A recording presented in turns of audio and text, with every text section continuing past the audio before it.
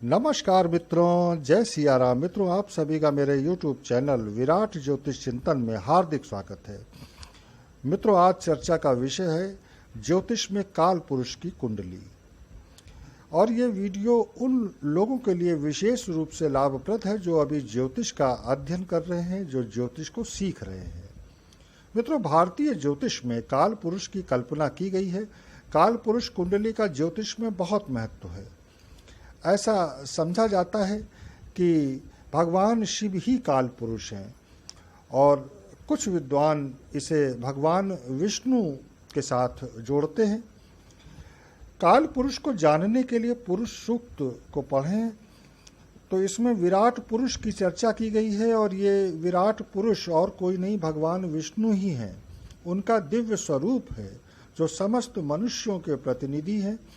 काल पुरुष का अर्थ ये भी है कि जो समय को अपने हिसाब से गति देता हो, जो शीर्षोदय हो, उसके ऊपर और कुछ न हो और उसके बाद भी कुछ न हो।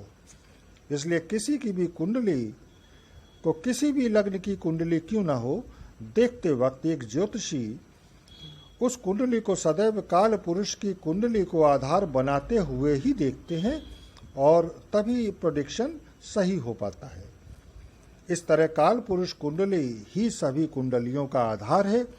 इसे आप स्वयं परमपिता परमेश्वर की कुंडली ही जानें। मित्रों, जैसा मैंने बताया कि इसमें परमपिता परमेश्वर को आधार बनाते हुए, काल पुरुष मानते हुए उनके विभिन्न अंगों को ये 12 राशियों में डिवाइड किया गया है, 12 भावों में बांटा गया है। काल पुरुष कुंडली में जो लग्न होती है, जो लग्न की राशि होती है, वह मेष होती है।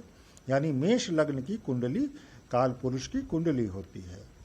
सभी 12 भावों में काल पुरुष के अंगों का विभाजन किया गया है और इस कुंडली का उपयोग उस वक्त विशेष रूप से कारगर होता है जब हम जातक की कुंडली का अध्ययन उसके रोग विचार के लिए कर रहे होते हैं। तो जैसा मैंने बताया कि लग्न से प्रारंभ होकर 12 भाव यानी सिर से लेकर पंजे तक के अंगों को विभाजित किया गया है, यही काल पुरुष है। तो काल पुरुष कुंडली की जो लग्न राशि है मेष, तो वह मस्तक और सिर का प्रतिनिधित्व करती है।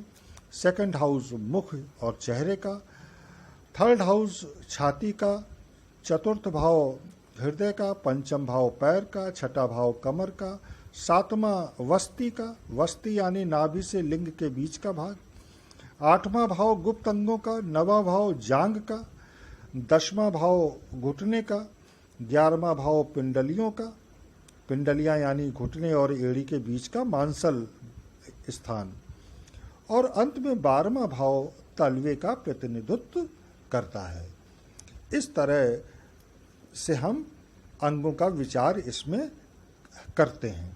काल पुरुष कुंडली से ज्योतिष को समझने व फलित करने में मित्रों बहुत मदद मिलती है। इसे एक उदाहरण से भी समझ सकते हैं। जैसे यदि सूर्य सप्तम भाव में है तो ऐसा समझेंगे कि यहाँ सूर्य अपने नीचत्व को प्राप्त हुए हैं, क्योंकि काल पुरुष कुंडली में सप्तम भाव में तुला राशि आती है जो सूर्य की नीच राशि है। इसलिए अगर सप्तम भाव में सूर्य अपनी उच्च राशि मेष में भी हुए तो भी वह मैरिड लाइफ को डिस्टर्ब करेंगे। इसी तरह मंगल को ले लें कि दशम भाव में ये दिग्बली कहे गए हैं, क्योंकि काल पुरुष कुंडली में दशम भाव में मकर राशि आती है जो मंगल की उच्च राशि है। यदि दशम भाव में मंगल अपनी नीच राशि कर्क में भी हुए तो भी ये अच्छे ही समझे जाएंगे, अच्छे ही रिजल्ट्स देंगे काल पुरुष कुंडली के अनुसार। इसी आधार पर बुध की छठे भाव में स्थिति अच्छी समझी जाती है। शुक्र 12वें भाव में इसी कारण अच्छा समझा जाता है, जबकि यह व्यय भाव होता है। शनि सप्तम में अच्छा कहा जाएगा क्योंकि यहाँ तुला राशि पड़ती है और जो शनि की उच्च की राशि होती है। लग्न में शनि भले ही तुला राशि के बैठे हों लेकिन अच्छे नहीं समझे जाएंगे। तो मित्रों, इस तरह काल पुरुष कुंडली अत्यंत महत्वपूर्ण भूमिका निभाती है प्रेडिक्शन करने में। तो इसी के साथ अब मैं अपनी वाणी को विराम दूंगा। मिलेंगे अगले वीडियो में फिर किसी नए विषय के साथ। तब तक जय सिया राम, नमस्कार।